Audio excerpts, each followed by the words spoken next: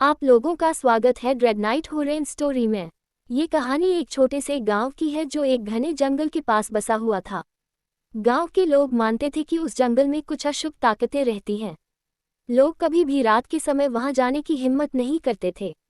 रामू, जो गांव का सबसे बहादुर आदमी माना जाता था, इन कहानियों पर विश्वास नहीं करता था। उसने ठान लिया कि वह इस अफवाह का सच पता लगाएगा।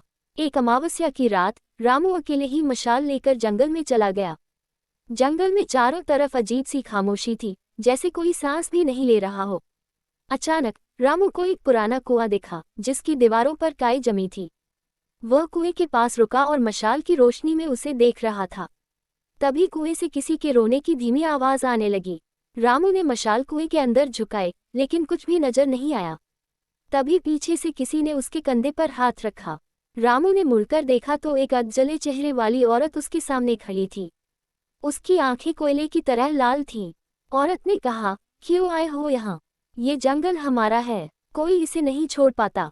रामू कांपने लगा, लेकिन उसने हिम्मत करके पूछा, तुम कौन हो? औरत ने ठहाका लगाकर कहा, हम वो हैं जिन्हें इस जंगल ने निगल लिया। अब तुम्हारी बारी है। रामू का जोर जोर से दिल धड़कने लगा। वह भागने की कोशिश करने लगा, लेकिन उसके पैर जड़ों की तरह जमीन से चिपक गए। कुछ ही पलों में और भी परछाइयां जंगल के हर कोने से निकलकर रामू की ओर बढ़ने लगीं। अगली सुबह गांव वालों को रामू का जला हुआ शरीर जंगल के बाहर पड़ा मिला। उसकी आंखें खुली थीं, और वह अब भी डर के साए में लग रहा था।